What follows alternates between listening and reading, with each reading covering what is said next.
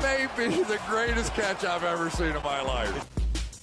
Alright guys, just in case you did not watch the last video, I want to make sure that I go out of my way and thank y'all again for all the support that y'all have showed getting us to 17,000 subscribers. Guys, I promise you, I never thought we would be here, and I'm going to continue to work as hard as I can for y'all because of all the great support that y'all have shown. I mean, if you've ever left a like on a video, if y'all have left a comment on the video, you have helped us get to this point, and I owe y'all a massive, massive, massive thank you. And because of that, we are going to continue to go out and be the #1 fantasy football channel in terms of answering your questions directly. Obviously, 17,000 subscribers, I'm never going to be able to answer every single question, but what I am going to be able to do is I'm going to make videos directly answering those questions through Instagram. I'll put my Instagram on the screen. Y'all know so far we've made a video where I broke down your rosters. I went and gave you suggestions. Then we made a video where I answered your start-sit questions. Now I'm going to be making a video where I answer your last-minute trade questions.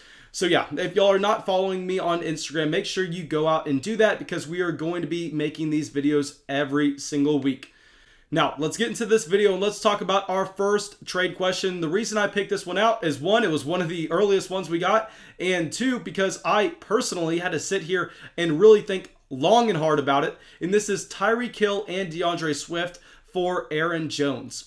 Now, I'll say if we had more clarity on this injury with Aaron Jones, this would be a no-brainer smash except for me. Y'all know I actually really like DeAndre Swift. He was my #1 running back coming into the 2020 NFL draft. On top of that, I have said on multiple occasions that he looks like he is paralleling exactly what we saw from Miles Sanders in 2019 when Miles Sanders was able to take that job from Jordan Howard at the end of the year and win people their fantasy football leagues. I think we are seeing the same thing with DeAndre Swift, who's going to continue to siphon off carries from Adrian Peterson as the season goes on. We know that he has that usage in the receiving game as well as that athleticism to provide #1 running back production for you. And on top of that, I just made a video where we called Tyreek Hill, I believe he was around my wide receiver 6 or 7 for the rest of the season. So I am very high on both Tyreek Hill and DeAndre Swift. But I think ultimately when we are looking at this trade, we are going to have to go out and take Aaron Jones here. I know this is not something I want to do whatsoever. I actually really missed on Aaron Jones coming into this season. I thought that we were going to end up seeing A.J. Dillon get a larger workload in this offense just because he was selected with the second-round pick in the 2020 NFL Draft. I thought that he was going to end up getting usage at the goal line. I thought the Green Bay Packers coaching staff was going to want to get him involved early and often. But now that we've seen a game with no Aaron Jones and A.J. Dillon still was not able to get on the field whatsoever and Jamal Williams just took every single touch in that backfield, I think that we are going to confidently say that every single game Aaron Jones is going to be active. He is going to project to be a top 5 running back for us because of his usage in the receiving game, because of his usage at the goal line. It's going to be very hard to get away from Aaron Jones and what looks to be the best offense in the NFL. And yes, when you make this trade, you're going to be without Aaron Jones for a game. But if you look at it on the other side as well, Tyreek Hill is still yet to hit his bye week. So you're going to be seeing the same amount of games throughout the rest of the season between Aaron Jones and Tyreek Hill. So here, guys, it's very close for me. The reason I picked this out is because of how close it was, but I think we're going to have to give the small edge to Aaron Jones because it is almost impossible to find that elite level running back production. Okay, now our next question, the reason I chose this one is because I thought it was a perfect example of how I can explain positional scarcity to everyone, and this is Myles Gaskin and Joe Burrow. So I'll say right away that with Joe Burrow, I think we can confidently project him to be a quarterback 1 for the rest of the season, understanding that this is a quarterback that throughout the entire year so far has been near the top of the league in passing volume. He really looks like he is rookie year Andrew Luck, and that's absolutely crazy compared to the other rookie quarterbacks that we have seen over the NFL in the past 5 years. And on top of that, what he is also providing you is that rushing equity that is so valuable at the quarterback position in fantasy football. With that being said, we still have to go with Myles Gaskin here, guys. understanding the positional scarcity at the running back spot, knowing how hard it is to replace that production if you don't have it. It's going to be a no-brainer here, honestly. We're going to get the running back 2 in Myles Gaskin. Myles Gaskin has been top 5 in the NFL in running back receptions. On top of that, this is a running back that is now getting goal line usage in back-to-back inactive games from Jordan Howard. I think possibly we see Tua Tagovailoa be a little bit less willing to just chunk the ball further down the field and maybe look to check the ball down a little bit more to a Myles Gaskin. So I'm very excited with Gaskin going forward, and it's not even necessarily about Gaskin himself or about Joe Burrow himself. It's more about valuing the running back versus the quarterback. So here, you're definitely going to have to go with Myles Gaskin because you'll always be able to play the matchups off the waiver wire at the quarterback position and string together low-end quarterback 1 production. Okay, now I figured we would continue this talk of positional scarcity into this next trade where we are going to look at Tyreek Hill for Derrick Henry. And I'll say here, guys, I'm not going to waste anyone's time. This answer is going to be clearly Derrick Henry, and this is nothing against Tyreek Hill, who I've pretty much gone against him on both trades so far.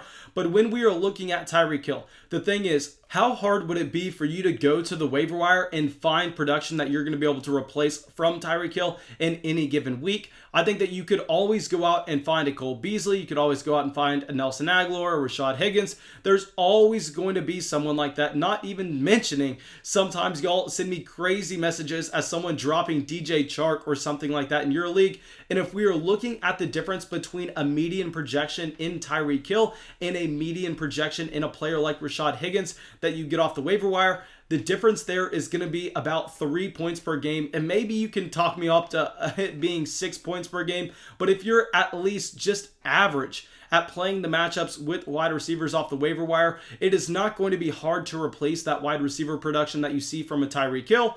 Now, if we look at the other side of this trade with a Derrick Henry that's going to average about 20 points per game for you, how easy is it going to be to find a running back off the waiver wire each and every week that's going to get you 15 points per game? So the same amount of difference between a Tyreek Hill and a waiver wire wide receiver versus a Derrick Henry and a waiver wire running back. Here, it's going to be almost impossible. Yes, there will be some weeks where you can get a Giovanni Bernard, you can get a Jamal Williams, a Boston Scott. I mean, this particular week, it's honestly not the best time for me to be talking about this just because there were so many great options on the waiver wire last week for the running back position. Still, if we look at this in a macro sense and understand that every single week is not going to look like this past one on the waiver wire, it will be so much easier to replace that production that you were missing from Tyreek Hill than it would be with Derrick Henry. So here you have to take the 3-down running back in Derrick Henry. Even though he does not catch passes, it's just no question here between the difference in a running back and a wide receiver at the very top of the game. Okay, now we are going to keep this last trade extremely simple, and the reason I decided to go out here and choose this one, it was from Amon, a man non-stop contributing to the channel. He's in that live stream pretty much every single night. And also, I mean, we had a lot of backlash from my rest of season wide receiver ranking video. People telling me I ranked one player too high, telling me I ranked one player too low. So I figured might as well come on here and talk about both of these guys. And this is Chris Godwin for Robbie Anderson. Now, y'all know in the video I uploaded earlier today, I said that I would rather have Robbie Anderson over Chris Godwin. And we have to understand multiple things here with Chris Godwin. Yes, I am completely fine saying that Chris Godwin is a much better wide receiver in terms of pure talent than a Robbie Anderson. If you were an NFL GM and we are going to draft our franchises, obviously, Chris Godwin is going to go ahead of Robbie Anderson. And at the same time, obviously, Tom Brady is a much better quarterback than Teddy Bridgewater. And I know people hear me say those things back to back and they're saying, Mason, okay, why the hell are you talking about this? Then why are you not going with Chris Godwin? And guys, there are multiple reasons behind this. One, we have to understand the significance of a current injury at this point in the season when we are trying to evaluate these players going forward. Now, if you're a 5-2 or a 6-1 roster, I'm completely fine with having Chris Godwin, knowing that he's going to be back by the time you get to the fantasy football playoffs and you are already locked into that seeding. But here, if you're a 4-3 or a 3-4 roster, still needing to battle it out every single week for that fantasy football playoff berth, obviously you're going to want the guy that's producing for you right now in Robbie Anderson. You don't want to have to deal with Chris Godwin's current injury and that he's not going to be able to produce for you for maybe the next 2 weeks. And on top of that, the second lesson that we need to learn with these wide receivers are projected target shares. So y'all know I have been begging y'all to sell Antonio Brown high ever since he came back into the NFL. I've been trying to get y'all to just sell him right now for a player like Terry McLaurin because we are looking at this Tampa Bay Buccaneers offense. And yes, I love all the individual pieces. I mean, Rob Gronkowski, Chris Godwin, Mike Evans, Antonio Brown, Tom Brady, Leonard Fournette, Ronald Jones. With a good offensive line, a great defense, how could you not love this situation? But the problem is when we understand that this team is going to be playing with the lead a lot, this team is also having so many weapons where they are never going to be able to focus in on one guy and end up giving him 20 to 25% of this team's target share. And on top of that, Tom Brady has showed that he really does not care who he is throwing the ball to so far in 2020. He has been heavily utilizing Scotty Miller in games that both Mike Evans and Chris Godwin are active. So here, I think with everything adding up, we have to understand that these Tampa Bay Buccaneers wide receivers, yes, they may be extremely talented. They may be playing with one of the best quarterbacks in the NFL. Still, we cannot say that they are each individually going to be great just because we're not projecting this offense to be the best offense we've ever seen in the entire NFL. Now, if we look on the other side with Robbie Anderson, I'm going to keep it very short and simple. He has been getting consistent targets for this Carolina Panthers offense. He's at the top of targets pretty much every single week for this offense. There's no reason to expect that to change going forward. So here, honestly, it's going to be easy with me. Knowing the competition for targets, knowing the health of these wide receivers, we are going to go with Robbie Anderson. Okay, but thank you guys. I really hope y'all enjoyed this video. I really hope y'all got something from it. As always, if y'all did, please make sure you go down there, drop a like, leave a comment, subscribe to the channel because it drastically helps us improve.